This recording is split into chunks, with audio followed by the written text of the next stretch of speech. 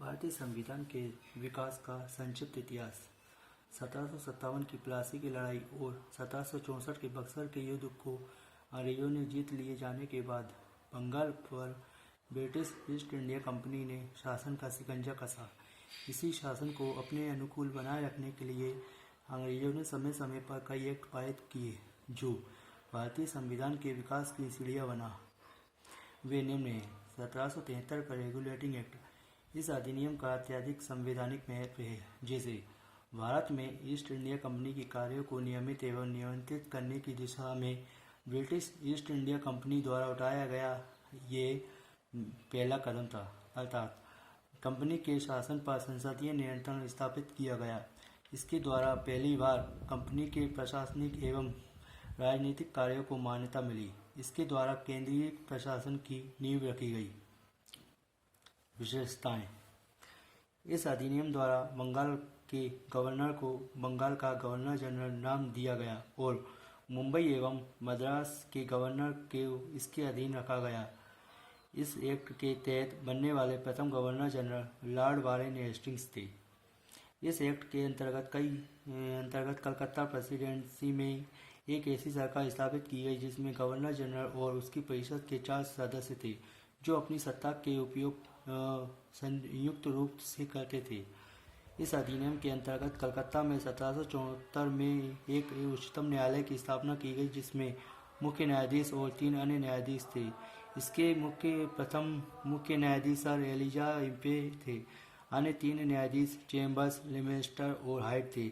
इसके तहत कंपनी के कर्मचारियों को निजी व्यापार करने और भारतीय लोगों से उपहार एवं रिश्वत लेना प्रतिबंधित किया गया।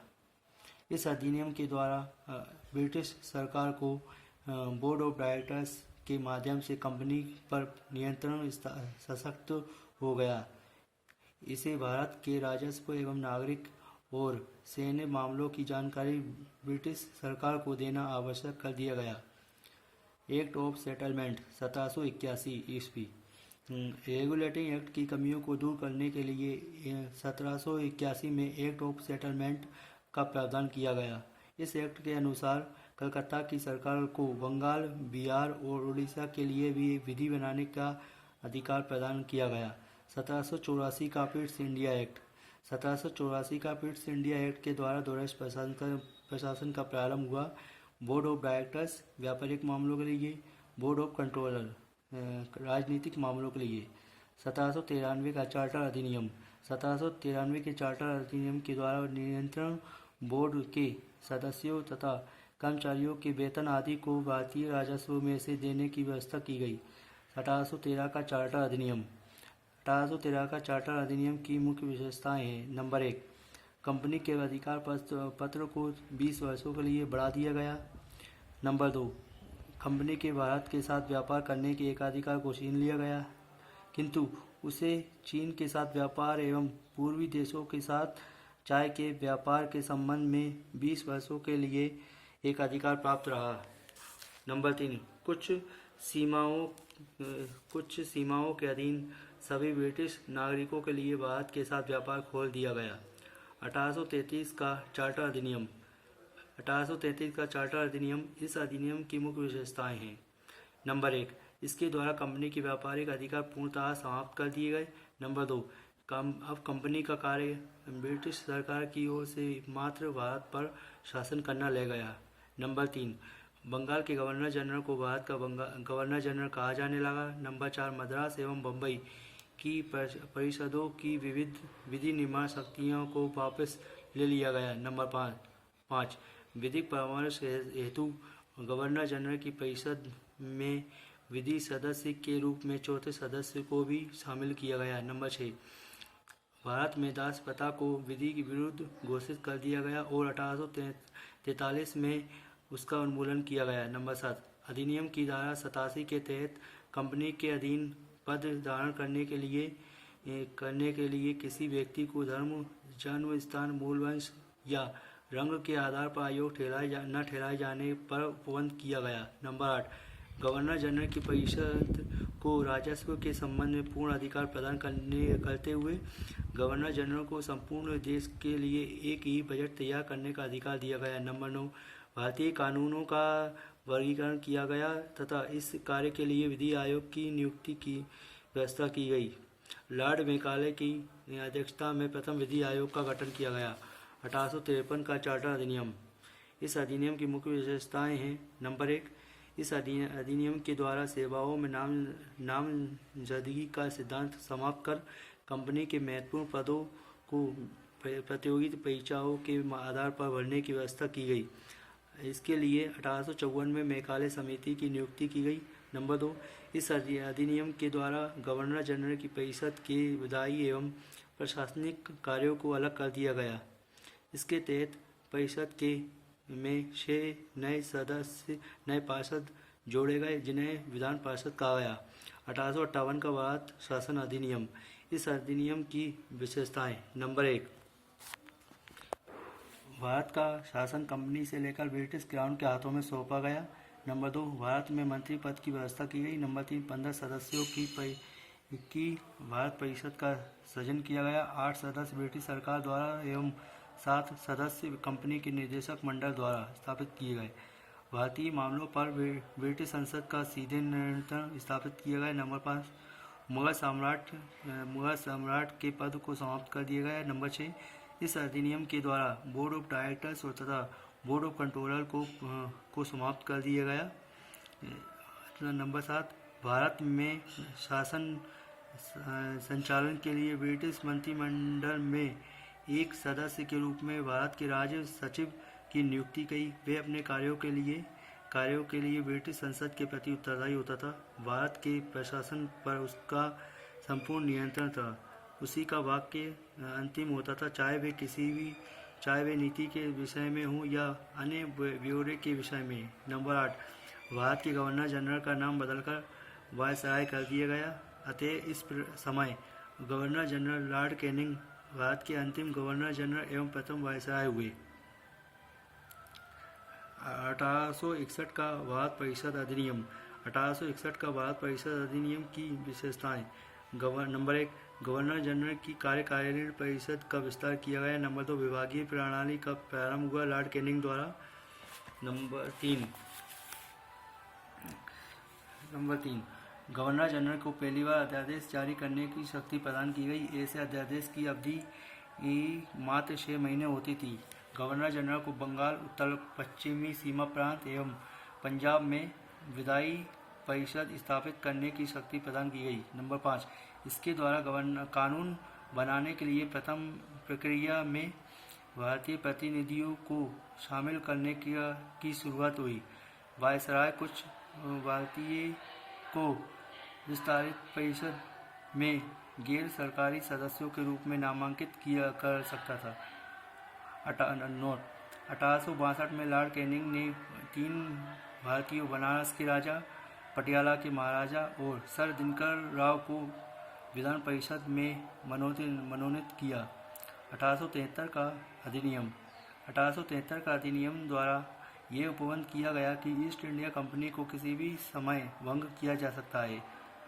1 जनवरी 1884 को ईस्ट इंडिया कंपनी को औपचारिक रूप से भंग कर दिया गया। शाही उपाधि अधिनियम 1873। शाही उपाधि अधिनियम 1876। इस अधिनियम द्वारा गवर्नर जनरल को केंद्रीय कार्यकारिणी में 6 सदस्य की नियुक्ति कर उसे लोक निर्माण विभाग का कार्य सौंपा गया। 28 अप्रैल 1876 को एक घोषणा द्वारा महारानी विक्टोरिया को भारत की सामग्री घोषित किया गया। 1892 का भारत परिषद अधिनियम। इस अधिनियम की मुख्य विशेषताएं। नंबर 1, अप्रत्यक्ष चुनाव प्रणाली की शुरुआत की गई।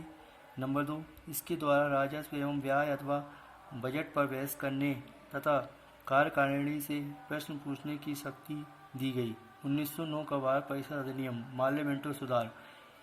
1909 के भारत परिषद अधिनियम माल्य सुधार। नंबर 1, पहली बार मुस्लिम समुदाय के लिए पृथक प्रतिनिधि का उपबंध किया गया। इसके अंतर्गत मुस्लिम सदस्यों का चुनाव मुस्लिम मतदाता ही कर सकते थे। इस प्रकार इस अधिनियम ने सांप्रदायिकता को वैधानिकता प्रदान की और लॉर्ड मिंटो को सांप्रदायिक निर्वाचन के जनक के रूप में जाना गया। नंबर 2, भारतीयों को भारत सचिव एवं गवर्नर जनरल की कार्यकारिणी परिषद में नियुक्ति की गई। नंबर 3, केंद्रीय और प्रांतीय विधान परिषदों की को पहली बार बजट पर विवाद करने, सार्वजनिक हित के विषय पर प्रस्ताव पेश करने, पूरक प्रश्न पूछने और मत देने का अधिकार मिला। प्रांतीय विधान परिषदों की संख्या में वृद्धि की गई। सत्येंद्र प्रसाद सिन्हा वायसराय की कार्यकारिणी परिषद के प्रथम भारतीय सदस्य बने। उन्हें विधि सदस्य बनाया गया। नंबर 6, इस अधिनियम के तहत presidency, corporation, chambers of commerce, विश्वविद्यालय और जमींदारों के लिए अलग प्रतिनिधित्व का प्रावधान किया गया। नोट: 1909 में लॉर्ड मेयरले इंग्लैंड में भारत के राज सचिव थे और लॉर्ड मिंटो भारत के वायसराय। 1909 का भारत शासन अधिनियम, मॉन्टेग्यू चेम्सफोर्ड सुधार। इस अधिनियम की मुख्य विशेषताएं हैं। नंबर 1, केंद्र में द्विसदनात्मक विधायिका की स्थापना की गई। प्रथम राज्य परिषद और दूसरी केंद्रीय विधानसभा। राज्य परिषद के सदस्यों की संख्या 60 थी, जिसमें 34 निर्वाचित होते थे और जिनका कार्यकाल 5 वर्षों का था। केंद्रीय विधानसभा के सदस्यों की संख्या 144 थी, जिनमें 104 निर्वाचित होते थे और 40 मनोनीत। इनका कार्यकाल 3 वर्षों का था। दोनों सदनों के अधिकार समान थे। इनमें सिर्फ एक अंतर था कि बजट पर स्वीकृति प्रदान करने का अधिकार निचले सदन को था। प्रांतों में द्वैध शासन प्रणाली का प्रवर्तन किया गया। प्रांतों में द्वैध शासन प्रणाली के जनक लियोनस कार्टियस थे।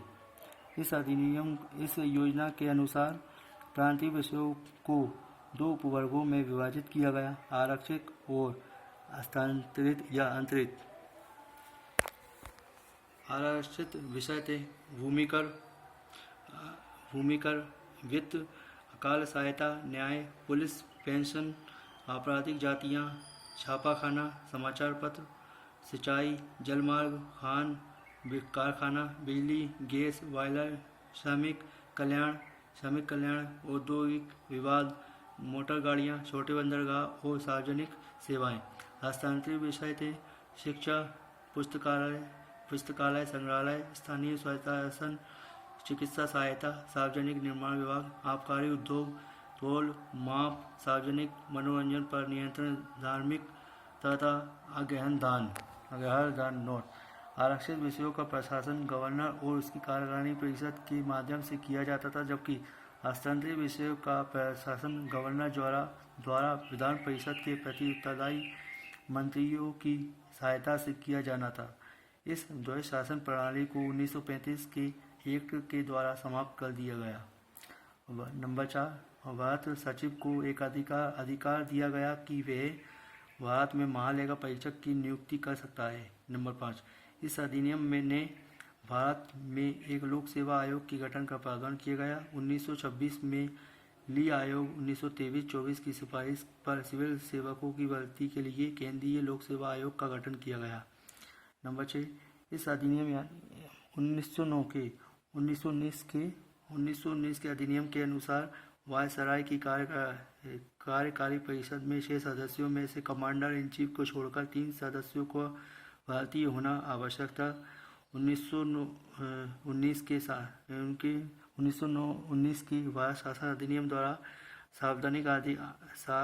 सांप्रदायिक आधार पर सिखों, भारतीय ईसाइयों, आंग्ल भारतीयों और यूरोपियों के लिए भी पृथक निर्वाचन के सिद्धांत का विस्तारित दिया गया। इसमें पहली बार केंद्रीय बजट पर राज्यों को बजट से अलग कर दिया गया।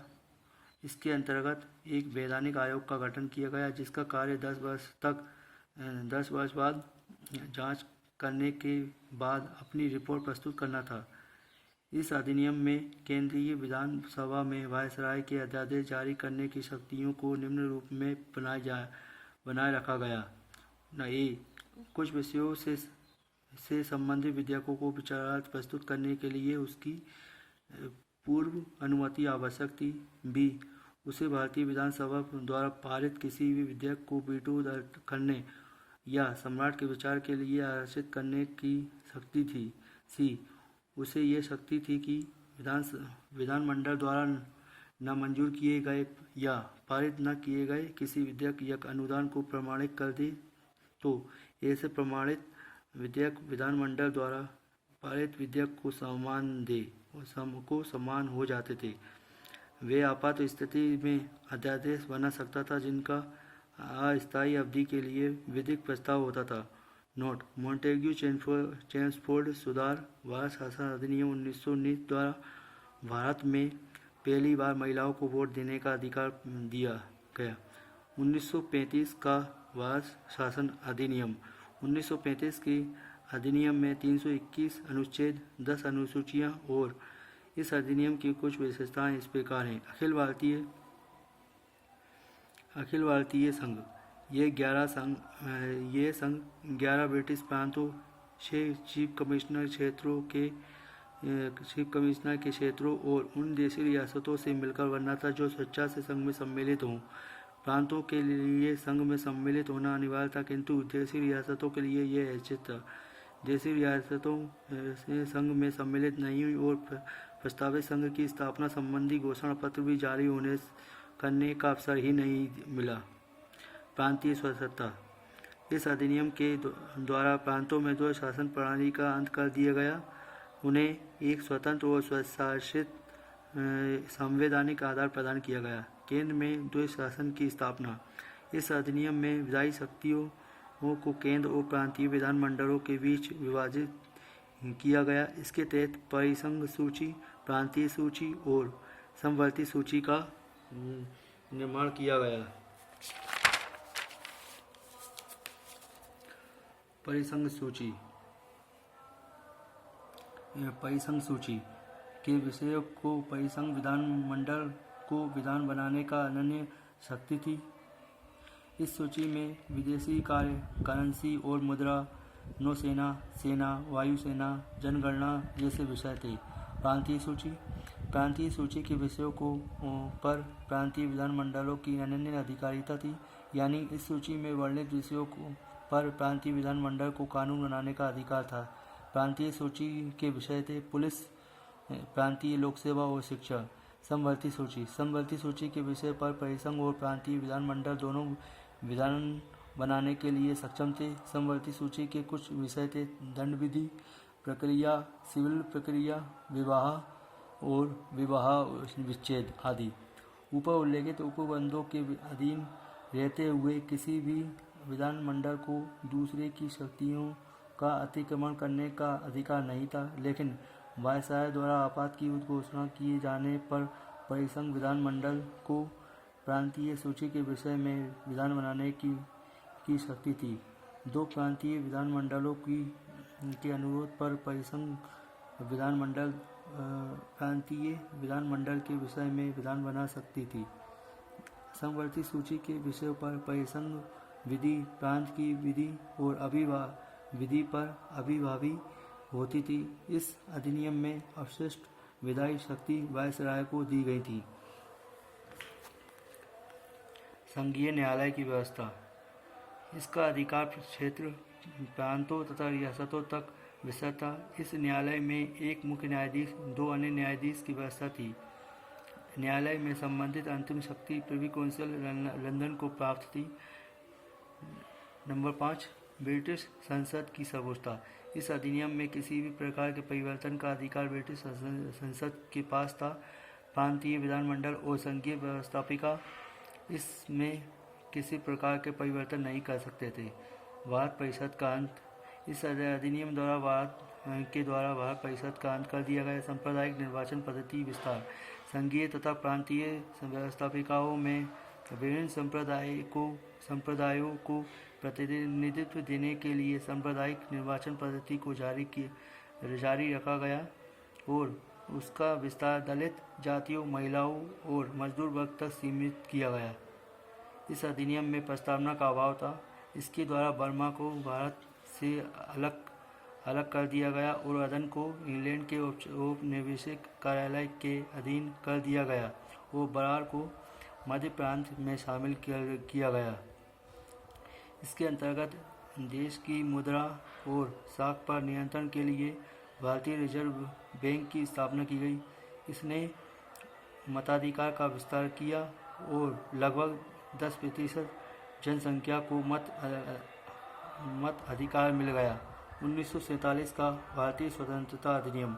ब्रिटिश संसद में 4 जुलाई 1947 को भारतीय स्वतंत्रता अधिनियम प्रस्तावित किया गया, जो 18 जुलाई 1947 को स्वीकृत हो गया।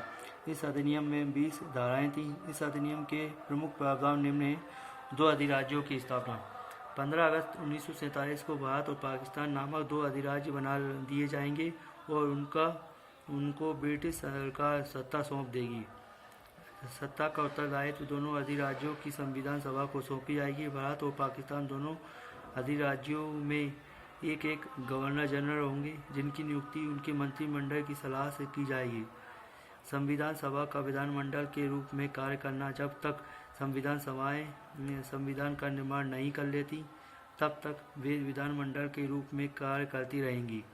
भारत मंत्री के पद समाप्त कर दिए जाएंगे। 1935 के बाद शासन अधिनियम द्वारा